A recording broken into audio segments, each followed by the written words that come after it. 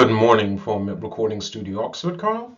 Here we go. Here's the next story for you. It's called The Enchanted Pig.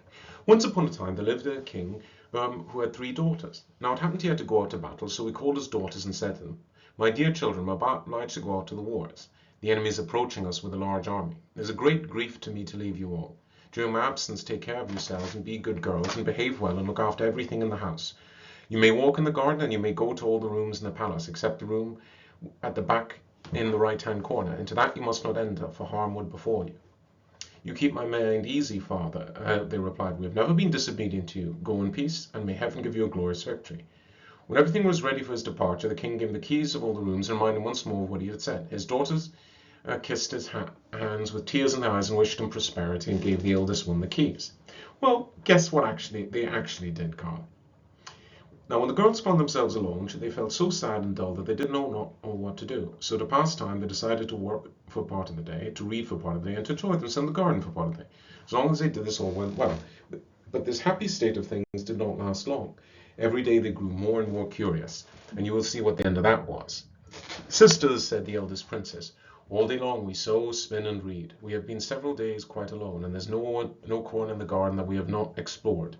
We have been in all the rooms of our father's palace, and we have admired the rich and beautiful furniture. Why should we not go into that room that our father forbade us to enter?" "Sister," said the youngest, "I cannot think how you tempt us to break our father's command. When he told us not to go into that room, he must have known what he was saying, and have good reason for saying it."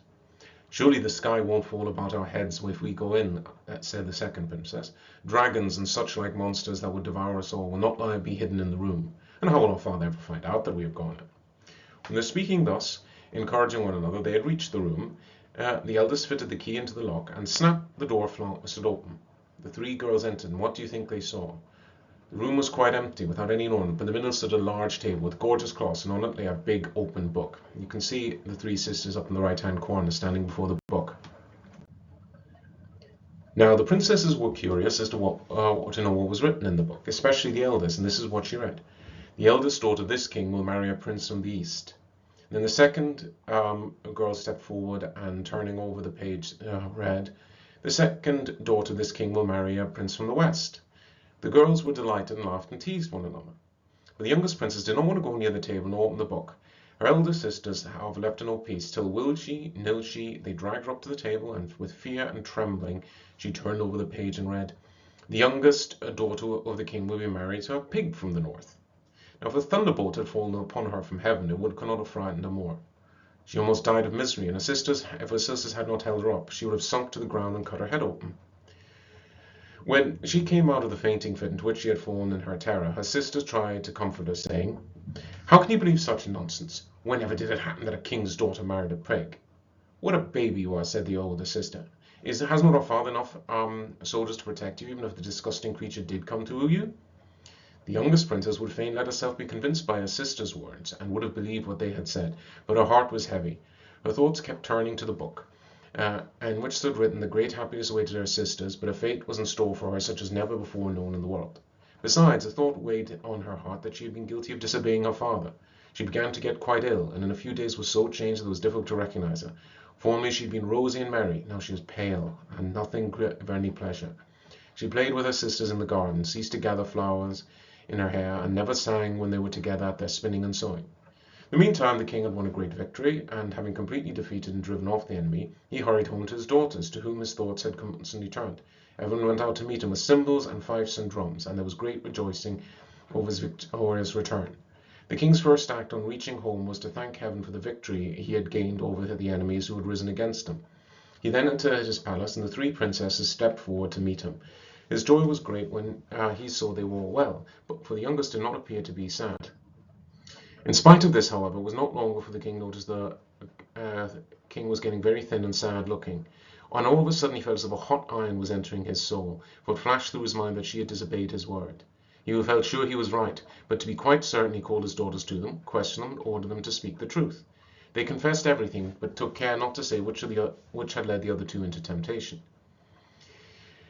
Now the king was so distressed when he heard that he was almost overcome by grief, but he took to heart and tried to comfort his daughters, who looked frightened to death. He saw what had happened, and that 1,000 words would not alter matters by a hair's breadth. Well, these events had almost been forgotten when one fine day a prince from the east appeared at court and asked the king for the hand of his eldest daughter, and the king gladly gave his consent. A great wedding banquet was prepared, and after 3 days of feasting, the happy pair were accompanied to the frontier with much ceremony and rejoicing. And after some time, the same thing befell the second daughter, who was wooed and won by a prince from the west. Now when the youngest princess saw that everything fell out exactly as had been written in the book, she grew very sad. She refused to eat, and would not put on her fine clothes, nor go out walking, and declared she would rather die than become the laughing stock of the world. But the king would not allow her to do anything so wrong, and so comforted in all possible ways. So time passed till lo and behold, one day finding an enormous pig from the north walked into the palace, goes straight up to the king and said, "Hail, O king! May your life be as prosperous as bright as sunrise in a clear day." "I'm glad to see you well," answered the king. "But what wind has brought you hither?" "I come a-wooing," replied the pig. Now the king was astonished to hear so fine a speech from a pig, and at once it occurred to him that something strange was the matter. He would have gladly turned the pig's thoughts in another direction, as he did not want to give him the princess for a wife. When he heard that the court and the whole street was full of all the pigs in the world, he saw there was no escape, and he must give his consent. The pig was not satisfied with a mere promise, but insisted the wedding should take place within a week, and would not go away till the king had sworn a royal oath upon it. An oath is a very serious matter, Carl. To break your word of an oath is, there's a number of things. Christians and others believe it brings down the wrath of God upon you, and even those of us who are not religious, we think there's a saying that when a man takes an oath, he holds his entire character in his hands like water, and if he opens his hands, then how will he ever recover himself? The king sent for his daughter and advised her to submit to fate, as there was nothing else to be done, and he added, "My child, the words and the whole behavior of this pig are quite unlike other pigs. I do not believe he was always a pig. Depend upon it, some magic or witchcraft has been at work. Obey him and do everything that he wishes, and I feel sure that heaven will shortly send you release." "If you wish me to do this, dear father, I will do it," replied the girl. In the meantime, the wedding day grew near. After the marriage, the pig and his bride set out for his home in one of the royal carriages. On the way they passed a great bog, and the pig ordered the carriage to stop, and he got out and rolled about in the mud till he was covered with mud from head to toe, and then got back in the carriage and told his wife to kiss him. What was the poor girl to do? She bethought herself of her father's words, and she pulled out a pocket handkerchief and gently wiped the king's snout and kissed it. By the time they reached the pig's dwelling, which stood in a thick wood, it was quite dark. They sat down quietly for a little, as they were tired after their drive, and they had their supper together and lay down to rest. During the night, the princess noticed the pig had changed into man. She was not a little surprised, but remembering her father's words, took courage and determined to wait and see what would happen. And now she noticed that every night the pig became a man, and every morning he changed into a pig once more. This happened several nights running, and the princess could not understand it at all. Clearly her husband must be bewitched. In time she got quite fond of him. He was so kind and so gentle. One fine day, as she was sitting alone, she saw an old witch go past. She felt quite excited, as long since she had seen a human being, and she called out to the old woman to come and talk to her. Among other things, the witch told her was that she understood all magic arts, and that she could foretell the future, and knew the healing powers of herbs and plants. "I shall be great for you all my life, old dame," said the princess, "if you'll tell me what is the matter with my husband. Why is he a pig by day and a human?" "I was just going to tell you that one thing, my dear, to show you what a good fortune teller I am. If you like, I'll give you a herb to break the spell." "If you'll only give it to me," said the princess, "I'll give you everything you choose to ask for I cannot bear to see him in this state." "Here then, my child," said the witch, "take this thread, but do not let him know about it, or if we did, it would lose its healing power. At night, when he is asleep, you must get it very quietly, and fasten the thread around his left foot as firmly as possible. You'll see in the morning he will not have changed back into a pig, but will still be a man.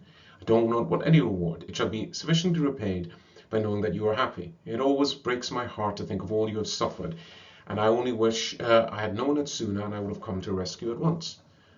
When the old witch had gone away, the princess hid the thread very carefully, and at night she got up quietly, and with a beating heart she bound the thread round her husband's foot. Just as she was pulling the knot tight, there was a crack, and the thread broke, for it was wrong. Her husband awoke with a start and said to her, "Unhappy woman, what have you done? 3 more days and this unholy spell will have fallen for me, and now who knows how much longer I must go on this disgusting shape. I must leave you at once, and we shall not meet again until you have worn out 3 pairs of iron shoes and burned a steel staff in your search of me." So saying, he disappeared. Now when the princess was left alone again, she began to weep and moan in a way that was pitiful to hear. When she saw her tears and groans did no good, she got up and determined to go wherever fate should lead her. On reaching a town, the first thing she did was order 3 pairs of iron sandals and a steel staff. And having made these preparations for a journey, she set out in search of her husband. On and on she wandered over 9 seas and 9 continents, through forests thick with trees, whose stems were as thick as beer barrels, stumbling and knocking herself against the fallen branches, and then picking herself up and going on. The boughs of the trees hid her face, and the shrubs tore her hands, but on she went, and never looked back. And at last, wearied with a long journey, overcome with sorrow, but still with hope in her heart, she reached the house. You can see the picture. If anything, the picture here is even sadder than in the story itself, because in the story, she's going alone, but in the picture, she's carrying a little baby on her back. Now, who do you think lived there, Carl? But the moon. The princess knocked at the door and begged to be let in that night, so that she might rest a little. The mother of the moon, when she saw her sad plight, felt a great pity for her, and took her in and nursed her and tended her. And while she was here, the princess had a little baby. I stand corrected. One day the mother of the moon asked her, "How is it possible for you, a mortal, to go hither to the house of the moon?" Then the poor princess told her all that had happened to her, and added, "I shall always be thankful to heaven for leading me hither, and grateful to you that you took pity on me and my baby, and did not leave us to die. Now I beg one last favour of you. Can your daughter, the moon, tell me where my husband is?" "She cannot tell you that, my child," replied the goddess, "but if you travel towards the east until you reach the dwelling of the sun, he may be able to tell you something." So she gave the princess a roast chicken to eat, but wanted to be very careful not to lose any of the bones, because they might be of great use to her. When the princess thanked her once more for hospitality and for good advice, and when she had thrown one pair of shoes that were worn out and put on the second pair, she tied up the chicken bones into a bundle, and taking the baby in her arms and a staff in her hand, she set out once more on her wanderings. On and on she went across bare sandy deserts, where the roads were so heavy that for every 2 steps that she took forward she fell back 1. But she struggled on till she had passed these dreary plains, and she crossed the high rocky mountains, jumping from crag to crag and peak to peak. Sometimes she would rest for a little on a mountain, and then start afresh always further and farther on. She had to cross swamps and scale mountain peaks covered with flints, so that her feet and knees and elbows were all torn and bleeding, and sometimes she came to a precipice which she could not jump, and she had to crawl around on hands and knees, helping herself along with her staff. At length, wearied to death, she reached the palace where the sun lived, and she knocked and begged for admission. The mother of the sun opened the door, and was astonished at beholding a mortal from the distant earthly shores, and wept pity when she heard all she had suffered. Then, having promised to ask her son about the princess's husband, she hid in her cellar, so that the son might notice nothing on his return home, for he was always in a bad temper when he came in at night. The next day the princess feared things would not go well with her, for the son had noticed that someone from the other world had been in his palace. But his mother had soothed him with soft words, and assuaging it was not so. So the princess took heart when she saw how kindly she was treated, and asked. "This is how it happens," replied the son's mother. "In the morning, when he stands at the gates of paradise, he is happy and smiles on the whole world. But during the day he gets cross, because he sees all the evil deeds of men. That is why his heat becomes so scorching. But in the evening he is both sad and angry, for he stands at the gates of death. That is his usual course. From there he comes back here." Then she told the princess that she asked about her husband, but that her son had replied he knew nothing about them, and only hope was to go and inquire of the wind. And before the princess left her mother, the son gave her roast chicken to eat, and advised her to take great care of the bones, which she did, wrapping up in a bundle. She then threw away a second pair of shoes, which were quite worn out, and with her child set on her staff and on her arm and her staff in her hand, set forth on her way to the wind. In her wanderings she met with even greater difficulties than before, for she came on one mountain of flints after another, out of which tongues of fire would flame up. She passed through woods which had never been trodden by human foot, and had to cross fields of ice and avalanches of snow. The poor woman nearly died of these hardships, but she kept a brave heart, and at length she reached an enormous cave on the side of the mountain. This is where the wind lived. There was a little door in the railing in front of the cave, and here the princess knocked and begged for admission. The mother of the wind had pity upon her, and took her in, that she might rest a little. Here too was hidden away, so the wind might not notice her. The next morning the mother of the wind told her that her husband was living in a thick wood, so thick that no axe had been able to cut a way through it. He had built himself a sort of house, by placing trunks of trees together and fastening them with withes, and here he lived alone, shunning humankind. After the mother of the wind gave the princess a chicken to eat, and had warned her to take care of the bones, she advised to go by the Milky Way, which at night lies across the sky, and wander on till you reach the goal. Carl, in Singapore you can't really see it, but there are so many more stars in the sky than you'd ever see at night in Singapore. I really hope you'll be able to look up from say, a mountain here in Germany, in that when things are dark, and then you can see the stars just everywhere, and the largest band of them is the part of the Milky Way, with it's a huge road of stars straight across the sky. And later on, you learn about how that's part of the galaxy we inhabit in this tiny little speck of the Earth. Having thanked the old woman with tears in her eyes for hospitality, for the good news she had given her, the princess set out on her journey and rested neither night nor day, so great was her longing to see her husband again. On and on she walked until her last pair of shoes fell in pieces, and she threw them away and went on with bare feet, not heeding the bogs nor the thorns that wounded her, nor the stones that bruised her. At last she reached a beautiful green meadow on the edge of a wood. Her heart was cheered by the sight of flowers and the soft, cool grass, and she sat down and rested for a little. But hearing the birds chirping to their mates among the trees made her think with longing of her husband, and she wept bitterly, and taking her child in her arms and a bundle of chicken bones on her shoulder, she entered the wood. For 3 days and 3 nights she struggled through it, but could find nothing. She was quite worn out with weariness and hunger, and even her staff was no further help to her, when her many wanderings had become quite blunt. She almost gave up in despair, but made one last great effort, and suddenly in a thicket she came upon the sort of house that the mother of the wind had described. It had no windows, and the door was on the roof. Round the house she went in search of steps, but she could find none. What to do? How was she to get in? She thought and tried in vain to climb to the door. Then suddenly she bethought herself of the chicken bones she had dragged all that weary way, and said to herself, "They would not have told me to take such care of these bones if they had not good reason to do so. Perhaps now, in my hour of need, they will be used to me." So she took the bones out of her bundle, and having thought a moment, she placed 2 ends together. To her surprise, they stuck tight, and then added the other bones until she had 2 long poles the size of the house. These she placed against the wall, a distance a yard from another. Across them she placed other bones, piece by piece, like the steps of a ladder. As soon as one step was finished, she stood upon it and made the next one, and then the next, till she was close to the door. But just as she got near the top, she noticed there were no bones left for the last rung of the ladder. What was she to do? Without that step, the whole ladder was useless. She must have lost one of the bones.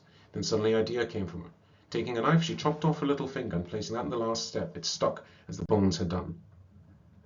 And now the ladder was complete, and with her child in her arms, she entered the door of the house. Here she found everything in perfect order. Having taken some food, she laid the child down in a trough that was on the floor, and sat her down self to rest. When her husband, the pig, came back, he was startled by what he saw. At first he could not believe his eyes, and stared at the ladder of bones and at the little finger on the top of it. He felt like some fresh magic must be at work, and in his terror almost turned away from the house. But then a better idea came to him. He chained himself into a dove, so that no witchcraft could have power over him, flew into the room without touching the ladder. Here found a woman rocking a child, and at the sight of her he was so changed by all that she had suffered for his sake, his heart was moved by such love and longing, and by so great a pity he suddenly became a man. The princess stood up when she saw him, and her heart beat with fear, for she did not know him.